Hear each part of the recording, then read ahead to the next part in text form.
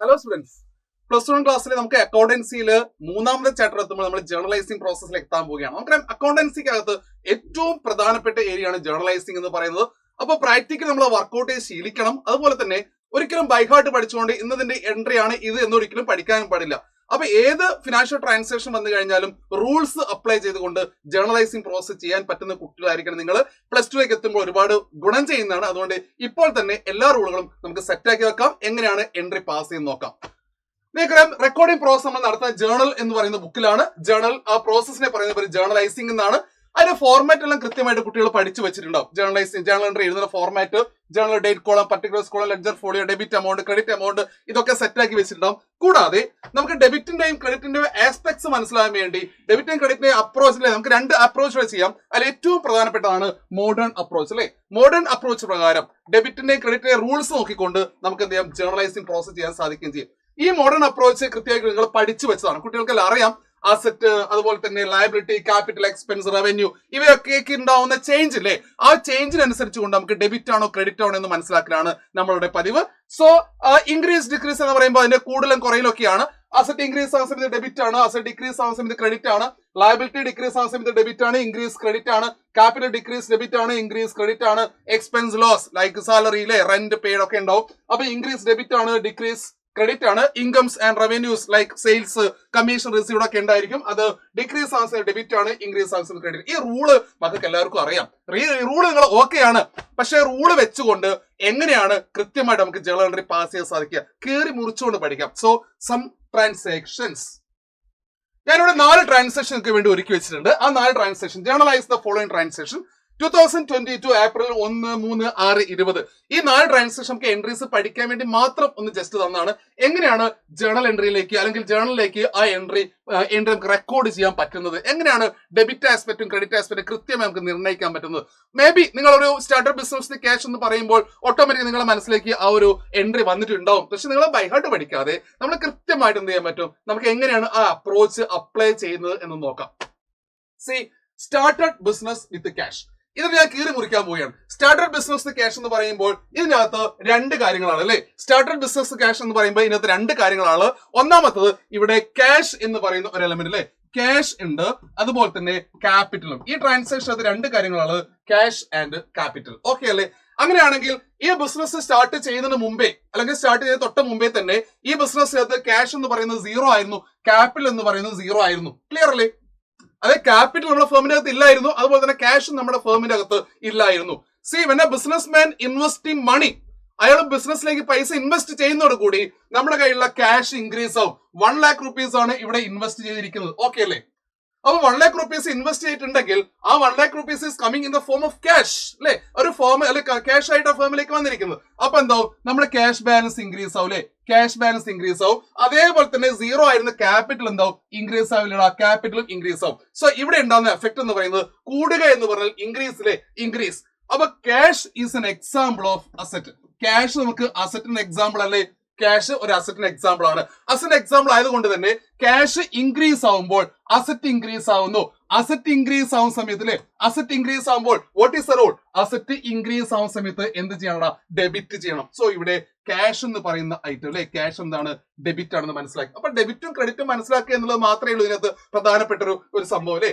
Capital 0 ആയിരുന്ന capital എന്തായി, capital increase ആയി. ക്യാപിറ്റലും കൂടിയില്ലേ, ക്യാപിറ്റൽ കൂടുന്ന സമയം നോക്കിക്കേ, ക്യാപിറ്റൽ ഇൻക്രീസ്. എന്താ സംഭവിക്കുന്നത്, ക്രെഡിറ്റ് ആ സംഭവിക്കുന്നത്. സോ ഈ ഒരു ആസ്പെക്ട് നമുക്ക് ഏത് ട്രാൻസാക്ഷൻ, ഏത് ഫിനാൻഷ്യൽ ട്രാൻസാക്ഷൻ വന്നു കഴിഞ്ഞാലും നമുക്ക് അതിനുള്ള 2 ആസ്പെക്ട് എടുക്കുന്നു, അതിന് എന്താ സംഭവിച്ചു നോക്കുന്നു, റൂൾ അപ്ലൈ ചെയ്യുന്നു, എൻട്രി പാസ് ചെയ്യുന്നു. അല്ലാതെ ഒരു എൻട്രിയും നിങ്ങൾ ബൈ ഹാർട്ട് പഠിക്കാൻ പാടില്ല. സോ ഇവിടെ നമുക്ക് ക്യാഷ് ഡെബിറ്റ് ആണ്, ക്യാപിറ്റൽ ക്രെഡിറ്റ് ആണ് അല്ലെ, ക്യാഷ് ഡെബിറ്റ് ആണ്, ക്യാപിറ്റൽ ക്രെഡിറ്റ് ആണ്. ഇനി നമുക്ക് എൻട്രിയിലേക്ക് പോയാലോ. അപ്പൊ എൻട്രി പോകുന്ന സമയത്ത് ക്യാഷ് ഡെബിറ്റ് ആണ് അല്ലെ, ഡേറ്റ് എഴുതുന്നു ഏപ്രിൽ 1, ഡേറ്റ് എഴുതുന്നു ഇയർ 2022. നേരെ ക്യാഷ് ഡെബിറ്റ് ആവുമ്പോൾ എങ്ങനെ എഴുതാം, ക്യാഷ് അക്കൗണ്ട് ഡെബിറ്റ് അല്ലെ, ക്യാഷ് അക്കൗണ്ട് ഡെറ്റർ അങ്ങനെയല്ലേ വായിക്കുക, ക്യാഷ് അക്കൗണ്ട് ഡെറ്റർ. എന്താ ക്രെഡിറ്റ് വരുന്നത്, ടു ക്യാപിറ്റൽ അക്കൗണ്ട് അല്ലെ, ടു ക്യാപിറ്റൽ അക്കൗണ്ട്. അപ്പൊ ക്യാപിറ്റൽ അക്കൗണ്ട് ക്രെഡിറ്റ് ഒന്നും എഴുതേണ്ട ആവശ്യമില്ല. ടു ക്യാപിറ്റൽ അക്കൗണ്ട് എഴുതി കഴിഞ്ഞാൽ നമുക്ക് ക്രെഡിറ്റ് ആയില്ലേ. ബ്രാക്കറ്റിൽ ആര് എഴുതണം, നരേഷൻ കൊടുക്കണം അല്ലെ, നരേഷൻ കൊടുക്കണം. ബീങ്, നരേഷൻ എന്ന് പറഞ്ഞാൽ എന്താണോ ട്രാൻസാക്ഷൻ, അതാണ് narration. Being started business with cash. നരേഷന് വേണ്ടി കൂടുതൽ സമയമൊന്നും കളയരുത്. ഏറ്റവും സിമ്പിൾ ഫോമിൽ അവിടെ നരേറ്റ് ചെയ്യുക. അപ്പൊ അത്ര മാത്രമേ ഉള്ളൂ. നേരെ എമൗണ്ടിലേക്ക് പോവാം. എമൗണ്ട് 1 lakh rupees ആണ്. ക്വസ്റ്റ്യൻ അകത്തുണ്ട്. ഡെബിറ്റ് എമൗണ്ട് 1 lakh ആണ്. ക്രെഡിറ്റ് എമൗണ്ട് 1 lakh ആണ്. ഹെഡിങ്ങുകളൊക്കെ ഞാൻ പറയാലോ. Date, particulars, ledger folio, debit amount, credit amount. ഇങ്ങനെയാണ് ആ എൻട്രി നമ്മൾ പാസ് ചെയ്യുക. ക്ലിയർ അല്ലേ? അങ്ങനെയാണെങ്കിൽ സെക്കൻഡ് ട്രാൻസാക്ഷൻ നോക്കാം. What is second one? Purchased furniture for ₹20,000. എടാ ഇപ്പൊ നമ്മുടെ കയ്യിൽ ക്യാഷ് എത്രയുണ്ട്? 1 lakh rupees ഉണ്ട്. ആ 1 lakh rupees എടുത്തുകൊണ്ട് നമ്മൾ എന്ത് വാങ്ങാൻ പോവാ? ഫർണിച്ചർ വാങ്ങാൻ പോവുക. നോക്കിക്കോ, ഫർണിച്ചർ വാങ്ങുന്ന ട്രാൻസാക്ഷൻ നോക്കിക്കോ. C purchased furniture for ₹20,000. അപ്പൊ എന്തൊക്കെ എഫക്ട് ചെയ്യുക? ക്യാഷ് കൊടുത്താ വാങ്ങുന്നത്. ക്യാഷിന് എഫക്ട് ചെയ്യും. It is an asset. അതുപോലെ തന്നെ ആരെ എഫക്ട് ചെയ്യും? ഫർണിച്ചറിനെ എഫക്ട് ചെയ്യും അല്ലെ? ഫർണിച്ചർ മറ്റൊരു അസെറ്റ് ആണ്. അപ്പൊ ക്യാഷ് കൊടുത്ത് ഫർണിച്ചർ വാങ്ങുമ്പോൾ വാട്ട് ഈസ് എഫക്ട്? ക്യാഷ് കുറയും. 20,000 rupees നമ്മളെ കയ്യിൽ നിന്ന് കുറയില്ലേ? നമ്മളെ കയ്യിൽ നിന്ന് പോകും, പുറത്തേക്ക് പോകും. സെയിം ടൈം അത്രയും വരും. ഇതുവരെ നമ്മുടെ കയ്യിൽ ഫർണിച്ചർ ഉണ്ടോ? ഫർണിച്ചർ 0 ആണ്. അപ്പൊ 20,000 rupees ഫർണിച്ചർ വാങ്ങുന്ന സമയത്ത് നമുക്ക് എന്തായി? ഫർണിച്ചർ ഇൻക്രീസ് ആയി. ഫർണിച്ചർ എത്രയും ഇൻക്രീസ് ആയി? 20,000 ഇൻക്രീസ് ആയി. So one asset is decreasing, another asset is increasing. What is the rule? Cash example of N asset, furniture also example of N asset.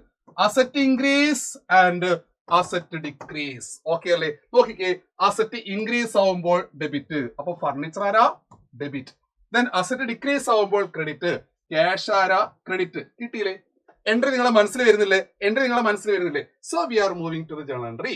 So journal entry എഴുതേണ്ടത് purchased furniture for ₹20,000. Date 3rd ആണ്.